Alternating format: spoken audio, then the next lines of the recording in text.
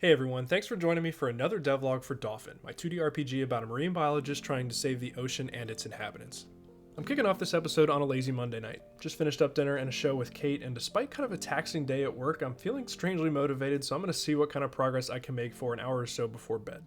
In my last devlog, I didn't really work on any big new features. Over the course of a few days, I cleaned up some defects and made some nice enhancements to the skills system, namely coming up with a way to check for unlocked perks associated with a certain skill like your maximum depth while diving, and also showing a message when you level up a skill and unlock a new relevant perk.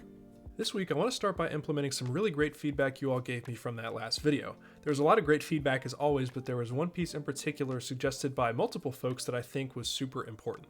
Here in the diving scene and looking at my field notes, you can see that my current diving level of 1 allows me to dive up to 5 meters deep.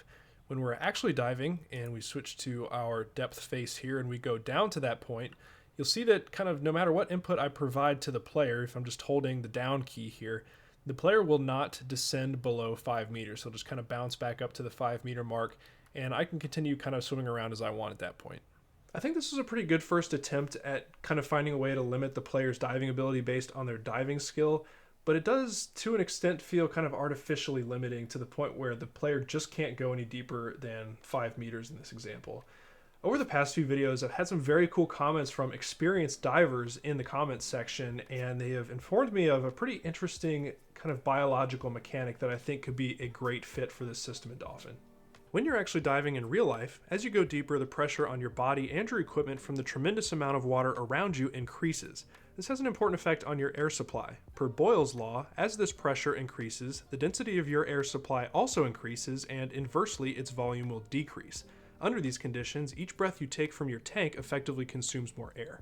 The more I thought about this mechanic, the more I realized there are some really interesting takeaways that could come from implementing this into the game. From the get-go, this really wouldn't be that difficult to implement. I think it makes sense for this mechanic to be in place regardless of the player's diving level. This way, even the most experienced divers would still have to carefully plan for their deepest dives during which their air consumption would be the least efficient. With that in place, instead of preventing inexperienced divers from passing a certain depth altogether, I could just sharply increase what I might call the air consumption penalty, basically altering the formula that dictates how quickly the air meter drains. The most important effect that all of this has is giving the player more freedom, which is just really crucial to what I want Dauphin's gameplay to become. Now obviously this is a silly comparison, but think about Breath of the Wild for a moment. One of the things I love about that game is that when you appear in the world, you can hightail it straight to the middle to the castle and get whooped by Ganon and his buddies. Same with The Witcher. Roam too far too early and you'll find a monster that just has a red skull instead of a level above its head and you're in trouble. This is the type of freedom I want to build in Dauphin. And yes, I am completely aware that I just described open world games. It's certainly a lofty ambition, but that's what excites me and keeps me going with this project. And to be honest, with my variable size overworld ocean and islands you can sail freely between, I think I'm on the right track. But enough of that for now. I've done nothing but talk tonight and honestly should be winding down here soon. I think I'll do just that and start implementing Boyle's Law in the morning.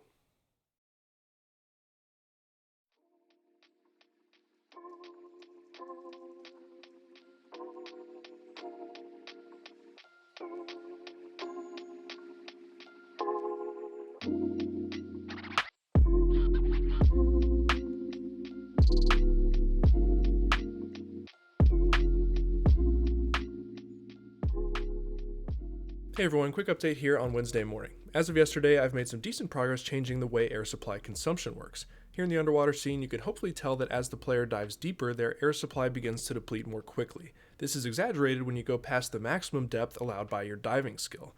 Below that depth, in its current state, consumption is doubled and the indicator on your watch flashes red.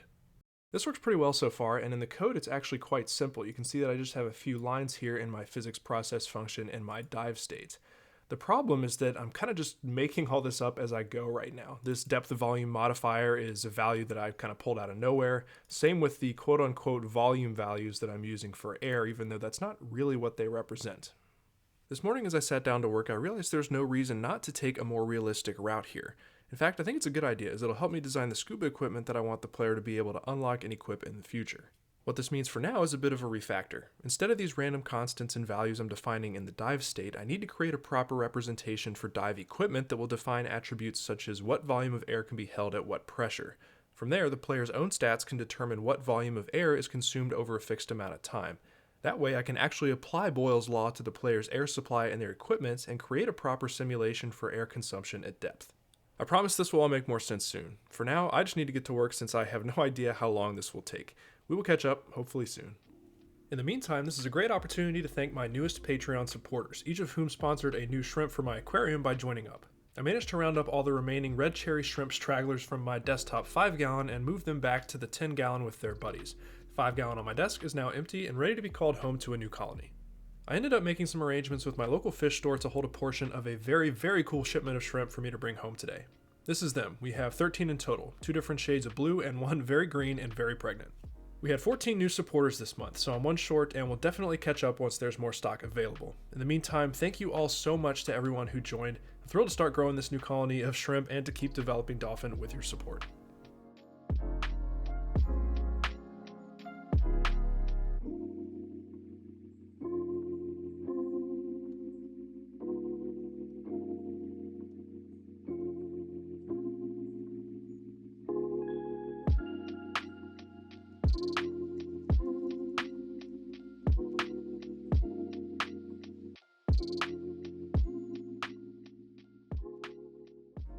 Alright, we are back, but it is no longer Wednesday, unfortunately. After some more work on the diving system, some refactoring of my equipment system, and a few days of questionable productivity, I find myself here on Sunday morning. The good news is that I have a cool update on the diving system. As you can see, the player now has a scuba tank on their back. This is currently an item that can be picked up in your inventory and equipped here on the equipment screen into what needs better labeling as the back item slot. This tank doesn't actually have an effect on gameplay at the moment, but what it does do through its attached item data is provide a new modifier to the player's stats to increase their air supply volume. I've actually added 2 new player stats, 1 to modify air supply and 1 to modify the air consumption rate. It's important to have them here in my player stats manager because this can now be the single source of truth used by the dive state to determine how long the player can stay underwater. On top of that, as a managed player stat, I can also have other lootable items influence these values, like your wetsuit or mask and snorkel. The next step here is to actually utilize these values in the dive state. I'll start on that today and hopefully have an update to share before next weekend.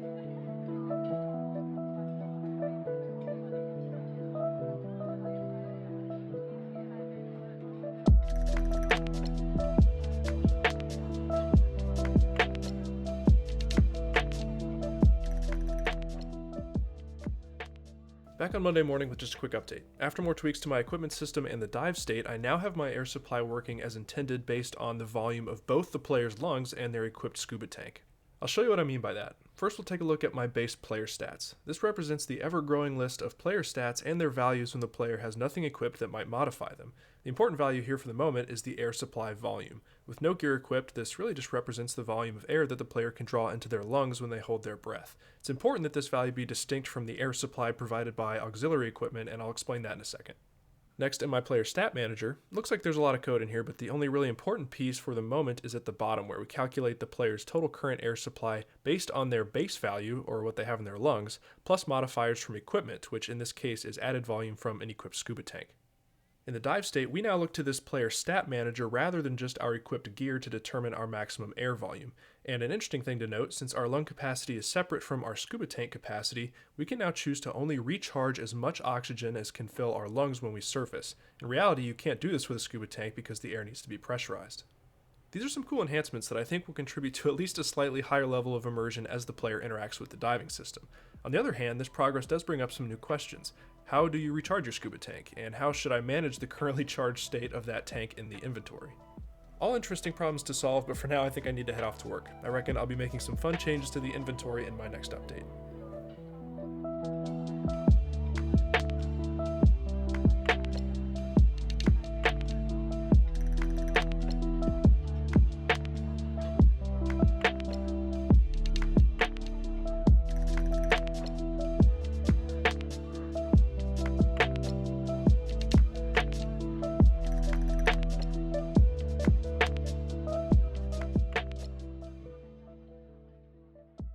Hey everyone, joining you back here on a beautiful Friday morning for the final update of the devlog. I have a few updates to show you, but I want to start with a comment on something I said in the previous update. In an earlier clip, I showed a change I made to the dive state that prevented the player's equipped scuba tank from refilling with air when they surfaced during a dive. I'd planned to move forward by creating some kind of compressor that lived on the player's research vessel that they could return to refill their tank. I ultimately judged this to be a bad idea. Right now, there are at least 2 important aspects of my diving gameplay. Your depth is limited by your small oxygen supply, and you can dive anywhere in the game world where there is deep water. I started to imagine a scenario where you're near the beginning of the game, have a small entry-level air tank, and are exploring far away from your research vessel. Your ability to dive freely would be incredibly limited due to the need to return to your vessel to recharge your air supply. That just doesn't sound like fun. Instead, at least for now, I'll be keeping things the way they were, meaning you can recharge your global air supply just by surfacing during a dive. It also keeps the code a bit cleaner. I think this is the right choice for now, but I'd love to hear what you think down in the comments. Alright, on to the new changes from the past few development sessions. First, you'll notice that the air and depth watch faces have been combined into one. My air face no longer needed a timer now that the whole system is volume based, so I was able to bring the depth label over in its place. This is a nice improvement, really eliminating the need to interact with your watch at all while diving. Next, I started work on something very new, which is a snorkel mask for the player. It was just looking a bit weird to me to have a scuba tank with no mask, so I went for it last night. Just like the tank, this is an equipable item and it goes in the player's headwear slot. For this entry-level mask, I've decided to have it slightly increase the player's oxygen retention and also provide a pretty cool effect underwater. When you now dive without any kind of mask, you will see that the water around the player becomes quite blurry, and this effect intensifies based on the distance from the player. When you equip the dive mask, this effect goes away and you're able to explore a bit more effectively. The idea for this effect just kind of came to me as I was working on the artwork for the mask last night, and I have to say I'm pretty pleased with how it turned out. It's totally unnecessary, but I always find it exciting just to add a little bit of polish like this here and there. With that, I think we'll wrap up this week's updates. I want to give a huge thank you to all the new Patreon supporters who sponsored the start of this beautiful new shrimp colony, and I want to shout out my Gourami and beta supporters. At the Gourami level are Cody Odin, Finnick Fu Games, Mega Ombre, James Kennedy, Jess Sargo, Binary Chef, and Elena. At the new beta level are Vlad Sunny, Delius, Happy Hippie, Derek Schubert, and Avant. Thank you all so much. I hope you enjoyed the devlog, and until the next one, stay safe.